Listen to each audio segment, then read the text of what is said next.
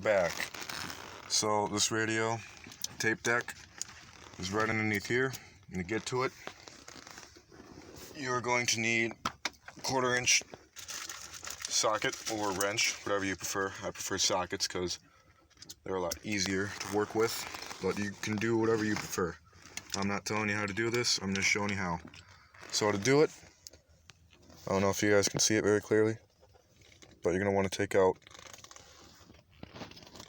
this screw right here, this one,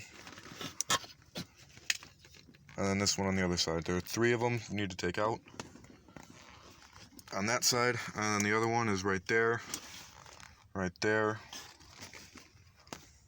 there. These radios are easy to take apart. I've done it for fun because my old one for my Firebird was junk.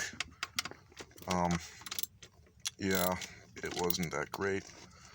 Only 2 speakers worked on it, that's why I replaced it. If you want to go aftermarket with a Pontiac, all of you guys know that they have these stupid, well, they're not stupid, they're unique. I'll say they're unique. They got the unique amber colored lights on them. And if you get one, I would say you should get one with either red lights or like red or orange ones. Yeah, Pontiac did that. I think they're the only one in GM. No, maybe, I don't know. I only know most about Pontiac. Buick might have had Buick has the same thing. It was considered their luxury line back in the day, and Pontiac was considered their sports car. Come on. So right now what I'm doing is I'm just cracking them loose. So that way I can just take the socket with one hand and undo all of the nuts. So you just take your socket like that. And like I said, you can use a wrench. Like I said, do whatever you prefer. Because if you like using a wrench more, by all means use a wrench. Like I said, I can use these sockets pretty easy. That's what I grew up on. My dad liked using sockets, and I guess I'm kind of partial to them, you could say. Okay, so once you get this plate off, be very careful with it. Just take it, and they're glued on there, so be very careful. But you're going to want to try to lift up all 3 tabs before you remove it.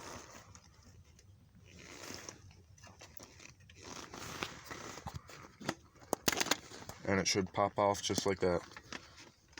Now, as you can see, I don't know if you guys can see that in there, but they actually hook onto the front faceplate. That's what holds the front faceplate on, so you're going to want to take it straight off. Like that. You don't have to take off the top one. Well, actually you do, to take off the faceplate. Come on. There you can see it a little better. And there it is. There's a tape player. That one is, like I said, junk, so I'm going to try a different one. And you guys should be very careful. Try not to contaminate the circuit board. To contaminate the circuit board, you might have a 50-50 chance of it not being wrecked, but chances are it's going to be a little wrecked. Nothing. Well, you can clean it up. You can clean it up with a rag. If it's not bad, try to wipe off the prints, but usually your fingerprints eat away at the plastic used for the circuit board. I know it sucks, so be very careful doing this, guys. Here's the top one that's coming off right now. Now, these radios, if you go to a junkyard, like that one I got from a 96 Pontiac minivan. I don't know what the hell they're called. Really don't care. I just took the radio and left everything else in there. You can hear the glue that they used for the radio separating. And there, that one is. They glued. That's glue right there. I don't know if you can see it very well. My phone is not the best for this. But there's glue they used. So after you got those two plates off, like I said, be very careful with the circuit board. You do not want to mess up the circuit board. If you do, well, just be very careful. So then, these knobs right here, they pull off. You want to pull them off, like so. And just one in there. Pull them off, and then right here, these ones, you pull off as well. These ones stay in, you don't have to pull them out. So once you do that, then you can take off the front faceplate.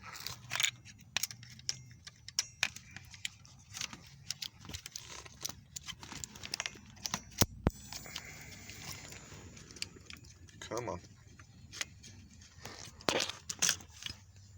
There we go. All these ones are broken already. Now I have a different faceplate for it, but as you can see, it's got a chip in it from me taking it out of the van. So even though this one has the knobs off, I'm still going to use it. Like I said, it's got the tabs on it right there, so I can still put it in fairly decently. This right here is for the light bulb, which I need to replace because it looks like these two on here are burnt out. I'll do that in a later video because, to be honest, they're a pain in my butt trying to get them out. I was going to pull them out of the spare radio, but you have to be very careful about that. So then, to pull out the tape deck, you're going to want to move this one, this screw, that screw, and then that screw right there, not the plastic one, the one next to it, and then that one. And then the tape player should just come right out. Now, I can't stress it enough, guys, be very careful pulling out the tape deck. You don't want to mess anything up on these radios. They're hard to come by. So if you really screw this up, I really don't have much to say.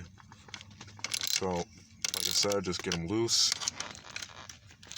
Just get it loose. Get the back ones loose here. That one's already loose. So that tells me this thing might have already been replaced once before.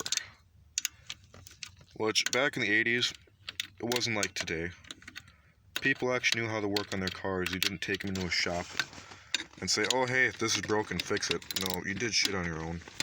So this is why I'm saying this tape player might have been replaced, because the back two screws are very loose.